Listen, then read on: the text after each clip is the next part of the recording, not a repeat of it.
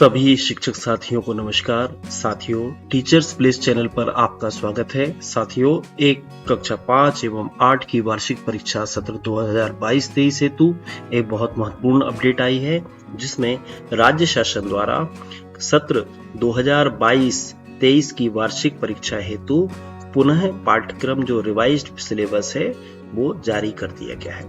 आप यहाँ पर देख सकते हैं, ये कल 30 नवंबर 2022 को ये पत्र निकला है। इस पत्र में जो उल्लेख है वह स्पष्ट रूप से दिया गया है कि राज्य शासन के द्वारा सत्र 2022-23 की SCERT का पाठ्यक्रम संचालित कराने वाली प्रदेश की समस्त शालाओं में कक्षा 5 एवं 8 के छात्रों हेतु राज्य शिक्षा केंद्र द्वारा एकीकृत वार्षिक परीक्षा का आयोजन करने बाबत निर्णय लिया गया था। उपयुक्त परीक्षा के लिए लिखित परीक्षा हेतु पाठ्यक्रम तथा आंतरिक मूल्यांकन के लिए प्रोजेक्ट्स का निर्धारण परिशिष्ट आ अनुसार किया जाता है।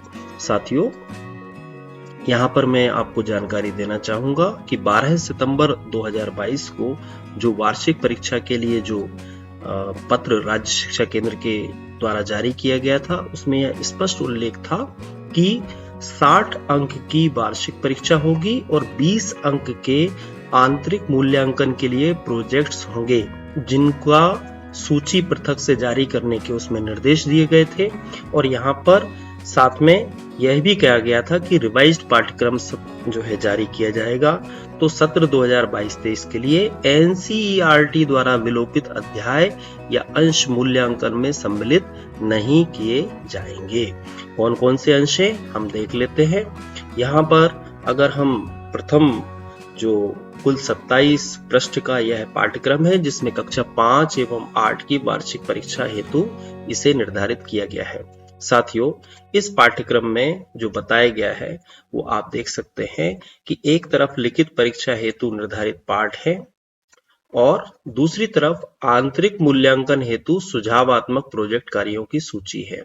60 अंक की यह परीक्षा लिखित परीक्षा है और 20 अंक के यह सुझावात्मक प्रोजेक्ट कार्य हैं। यहाँ पर जो पाठ्यों को अगर आप देख लीजिए तो इन पाठ में आप स्पष्ट रूप से देख सकते हैं कि पाठ 1 में पुष्प की अभिलाषा है, लेकिन पाठ 2 यहाँ पे नहीं है, अर्थात पाठ 2 को विलोपित कर दिया गया है। इसी प्रकार से आप अन्य जो पूरी सूची है उसमें अगर आप देखेंगे तो यहाँ पर पाठ 7 आपको विलोपित दिखेगा। इसी प्रकार से पाठ 12 आपको विलोपित दिखेगा। अगर हम इसके अन्य विषयों पर भी निगाह डालेंगे तो यही पैटर्न हमको, अगर अंग्रेजी पाठ्यक्रम या माध्यम की जो शालाएं हैं उनके पाठ्यक्रम पे हम क्लास 5 की स्पेशल इंग्लिश पर निगाह डालेंगे तो यहाँ पर हम देखेंगे कि जो निर्धारित पाठ हैं उनमें जो सूची दी गई है उसमें आप देख सकते हैं कि यहाँ पर पार्ट 7 ओमिट है, यानी उसको डिलीट कर दिया गया है।